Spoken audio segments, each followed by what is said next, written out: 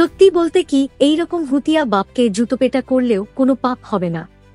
দেখো, আমার ব্যবহার করা ভাষার জন্য আমি প্রথমেই ক্ষমা চেয়ে নিচ্ছি। আমি তোমাদের এটাই বলবো, তোমরা শুধু আজকের এপিসোডটা একবার দেখো।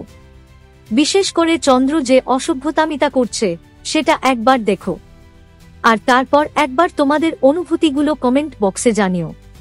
মানে একটা নর্মাল সময়ে এই সমস্ত কথাগুলো বললেও এটা মানা যেত, কিন্তু এমন একটা সিচুয়েশনে যেখানে একটা ছেলে মারা গেছে, শরী সুইসাইড করে মৃত্যুর পথ বেছে নিয়েছে, ফলে তাকে যে মেয়েটি ভালোবাসত স্বাভাবিকভাবেই সে ভেঙে পড়েছে।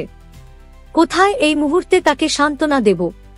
তা না করে ওই লোকটি যে কিনা আবার সম্পর্কে মেয়েটির বাবা, সে উপহাস্য করছে, সে তার নিজের মেয়েকেই থ্রেট দিচ্ছে। এই সমস্ত জিনিসগুলো না একটা নর্মাল দর্শকও দেখে রেগে যাবে।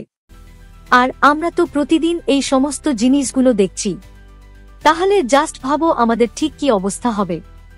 সো তোমাদের এই বিষয়ে কি মতামত বা কি বক্তব্য অবশ্যই জানিও, কিন্তু কমেন্ট করে।